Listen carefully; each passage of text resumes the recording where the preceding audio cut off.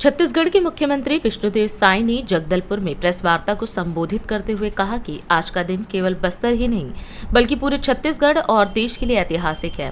आज बस्तर में 2010 नक्सलियों ने जो वर्षों तक माओवाद के भ्रम में भटक रहे मुख्य धारा में लौटते हुए आत्मसमर्पण किया है। मुख्यमंत्री ने कहा कि इन युवाओं ने बंदूक छोड़कर संविधान और विकास पर विश्वास जताया है। आज के प्रेस वार्ता में सभी इलेक्ट्रॉनिक्स मीडिया और प्रिंट मीडिया के बंधुओं का स्वागत है, अभिनंदन है। और आज का ये दिन सिर्फ बस्तर के लिए ही नहीं बल्कि छत्तीसगढ़ और पूरे देश के लिए ऐतिहासिक दिन है कि आज टॉप से लेकर नीचे तक कुल 210 जो रास्ता भटक गए थे, जो समाज से अलग हो गए थे, ऐसे लोग हमारे देश की संविधान पर विश्वास करके, गांधी जी की अहिंसा पर विश्वास करके, हमारे प्रदेश की पुनर्वास नीति पर विश्वास करके आज विकास की मुख्यधारा में जुड़े हैं और अपने शस्त्र हमारे समाज के वरिष्ठों, माझी, चाली, गहता उनके समक्ष सौंप कर एक नया जीवन शुरू कर रहे हैं। ऐसे सभी बंधुओं को बहुत बहुत शुभकामनाएं देते हैं, उनको बधाई देते हैं।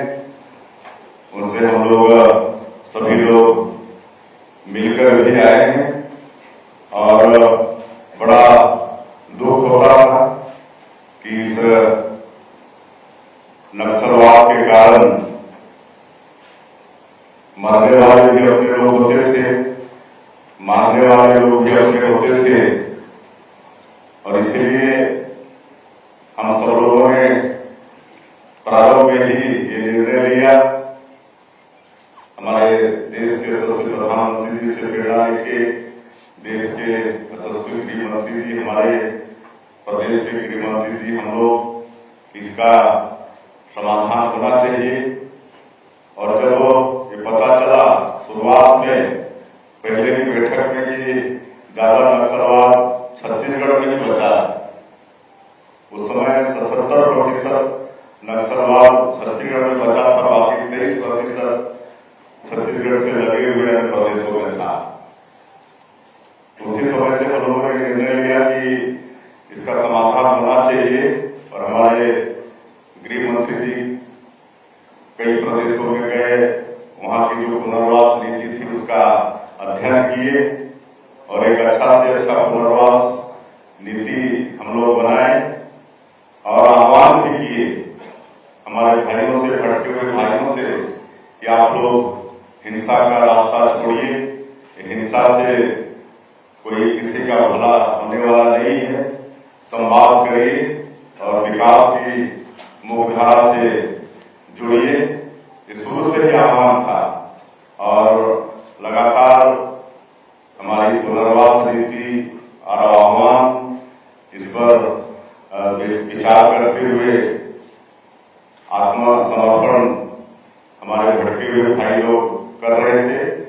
लेकिन आज का दिन ऐतिहासिक है क्योंकि आज एक साथ शायद नक्सलवाद के क्षेत्र में कभी ऐसा नहीं हुआ होगा कि इतने लोग एक साथ विकास की मुख्यधारा से जुड़ रहे होंगे। और नई पुनर्वास नीति हमारे गृह मंत्री जी बताए हैं कि बहुत उसमें अच्छा है। जो भी विकास की मुख्यधारा से जुड़ रहे हैं उनको हम लोग आर्थिक मदद भी 3 साल तक करने वाले हैं। शहरी क्षेत्र में 4 डिसमिल से लेकर ग्रामीण क्षेत्र में 1 हेक्टेयर तक खेती के लिए जमीन भी नई पुनर्वास नीति में व्यवस्था है, उनका स्किलिंग भी करा रहे हैं। स्किलिंग करा के उनको रोजगार से जोड़ने का भी नई पुनर्वास नीति में व्यवस्था है। साथ ही जो प्रदेश की जो नई उद्योग नीति लाए हैं उसमें विशेषकर हमारे ऐसे जो भटके हुए लोग जो विकास की मुख्यधारा से जुड़ते हैं तो उनके लिए भी विशेष प्रावधान है। उनको सस्ते दाम में उद्योग के लिए जमीन मुहैया कराने से और भी कई तरह के प्रोत्साहन के प्रावधान नई उद्योग नीति में भी है।